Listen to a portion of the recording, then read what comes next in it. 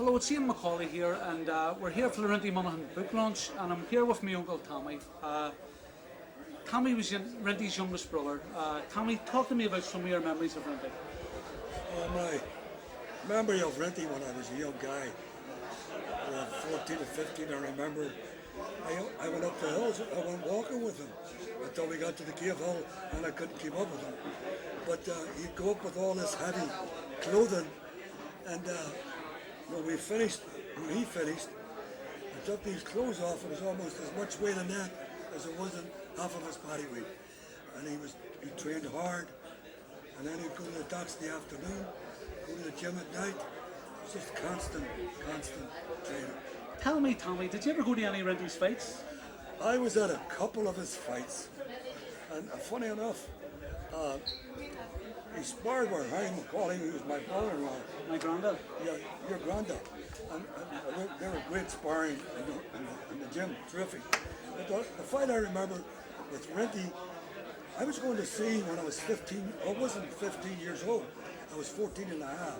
My father put us to see my brother Patsy and me, and consequently, I was gone a lot when he was boxing. Yeah. But I did see him fight Joe Meikle. Right. From one of the Meikle brothers. Yes. And of course, I remember he knocked him out. What was the age gap between you and Rinty? You were the youngest in the Around family, 10 weren't you? years, 10 Around years. 10 years. Tell me, did you ever box Tommy? Yes, as an amateur boxer. Right. Well, tell me the story about when you boxed Patsy. Well, me and my brother, we went into the same division. We were only 12. I was 12, I think. Right. And we went into the division, hoping one or the other would get to the final. Right. But hoping you would avoid each other. Yeah, exactly. But we ended up fighting each other. And my father was in one corner and Rinty was in the other. Wow. Your father was in one corner and Rinty was in the the other. Oh, wow. And of course I got beat. and my brother Patsy was to go to Dublin for the All-Irelands. Right. And he strained his ankle. Yes. I was the runner-up and I went to Dublin in his place. So the boxing wasn't really for you then? Oh, I loved the boxing, Right. but it didn't happen. It was just, You ended up with a cauliflower bum? I ended up at sea. Let's see, The yeah. dog put us to sea, that's where we ended up. He never really got the recognition he was due when he was alive, and it was actually very sad that he ended up as a petrol pump attendant in the Shamrock Garage right. beside Corporation Street. But yet, Rinty was a happy person. Inside, Rinty was happy and contented, and Rinty liked nothing better than to be around people and have a bit of crack and a bit of banter. That's correct. I'm sure- Correct. yeah. He was such.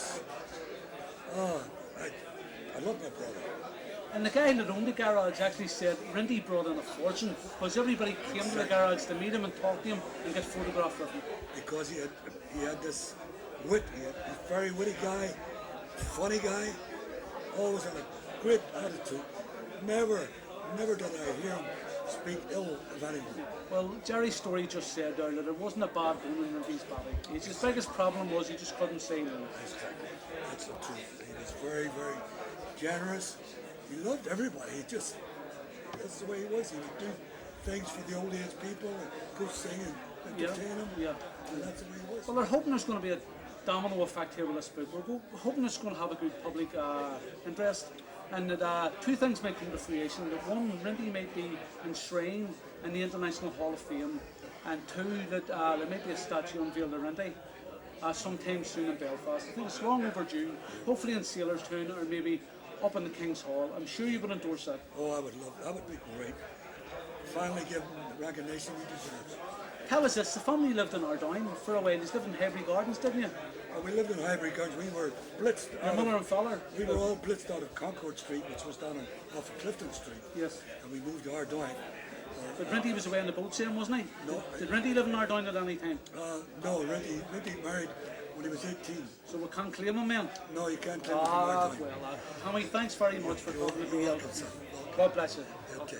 Hello, it's Ian McAuley here for BLTV, and we're down at the Rinty Monaghan book launch. I have former IBF flyweight champion Dave McAuley with me now. Dave made 5 defences of his world title. I think, isn't that right? 5? 6. I think 6. Theelum in the King's Hall. Yep. Theelum in the King's Hall. You were also British flyweight champion, let's not forget that. Yep. Dave, I think it was 83 or 84 when you turned pro. I turned pro in 1982 actually, but I had the first fight in 1983. Some delays and this licensing stuff and everything else. actually turned pro in 1982. I turned pro with Jim McAuley of Slangs. Right, that's right. And then there was nearly a year went by before I got a fight. Yes. And then I moved in, left gym and went to, didn't leave gym. I wanted Jim to come down with me to the professional gym because I said, if you want to be a pro, you're going to have to train with pros, you know what I mean? And I wanted him to come down. Jim didn't come down, so I said, if you don't come down, I said, I'm going on my own. Yes. That's when I sort of recognised that I'd sort of turned professional. That was 1983. Right. Did you ever meet Rinty Monaghan? I never met Rinty Monaghan in my life. Because he used to come down to the gym in the early 80s to offer advice to the aspiring young boxers. Yeah, but that was McGuigan's days.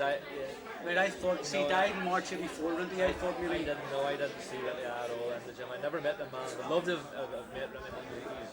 He's a legend. Did you ever see any of his fight films? No, the only time you see me clips on TV, but I've never seen a fighter Rinty Monaghan. I would love to. Well, I'd get to them, I'd do that for you. But I'm the only one, as you heard him say, that has a play, and I'm the only one that has the original fight films. And I've known you for a long time. I didn't know you were his grandson. Great nephew. I didn't know that. Like. Now, do you remember the big photograph used to be in the gym, in Eastwood's gym of Rinty? Did you ever see a flyweight in your life built with shoulders like Rinty? You wouldn't guess here, look. The shoulders on were unbelievable. You thought it was cut out of stone. Yeah. He was a very perfect fellow.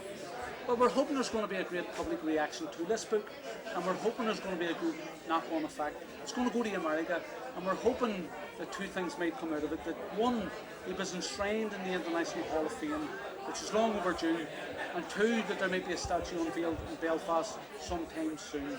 It's his 25th anniversary of his passing in March, so Lane's as good a time as any.